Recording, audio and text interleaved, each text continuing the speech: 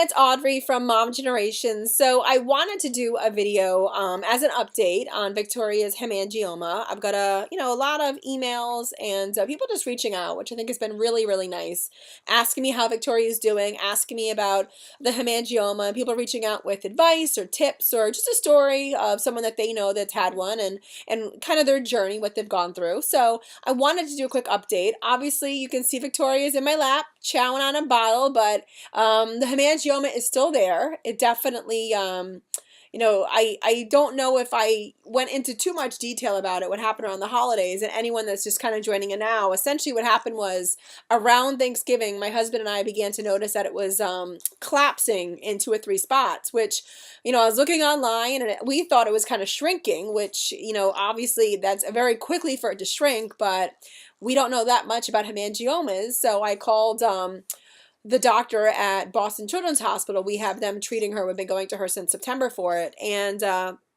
sent them a photo, and they called us back and said that it actually was ulcers. So, ulcers can be caused by friction. Victoria wore a lot of hats in the winter because it was so cold.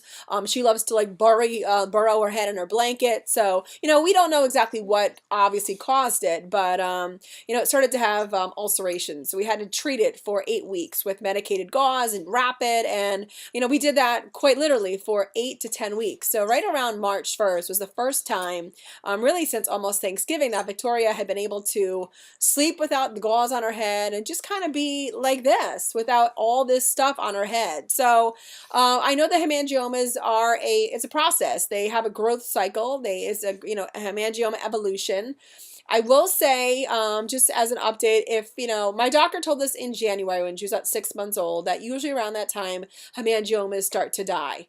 We definitely have noticed that. If you look at it now, Turner is definitely it's white in areas, so it really has begun. The blood supply, you can tell, is really stopped in certain areas, which is one thing I guess that they look for. Another thing, it was literally about a ½ inch raised off her head around I'd say December 1st, Christmas time.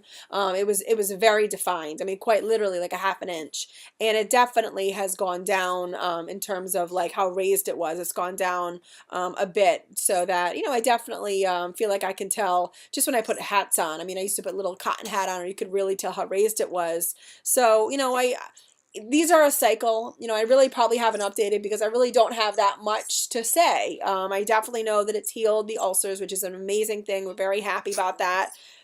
We keep an eye on it. I put Aquaphor on it still at night, and she's a 9-month-old baby girl now. I mean, she crawls, she's mobile, she sleeps in her crib, and again loves to really just like move her head in her blankets and kind of just roll around. So those things worry me as a mom because I feel like, oh gosh, I don't want her to bang it, I don't want her to hit it. I do everything I can in my power to make sure that she doesn't, but she's a baby, and it's again, I know that these things take time.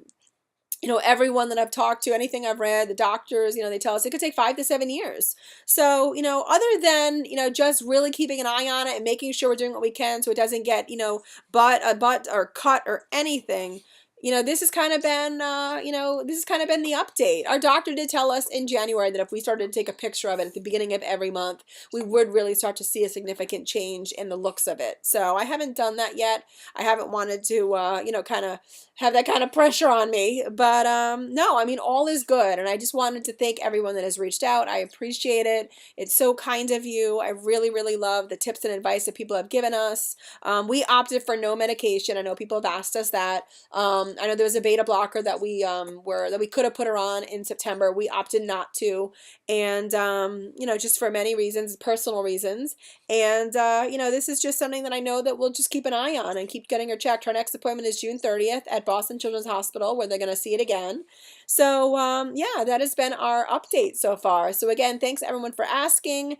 And other, than that, she is like, what? Are you the happiest little lady? The bows still bother her. I put them on and she still wants them off. I don't know if that has anything to do with the hemangioma, but she does love a good hat.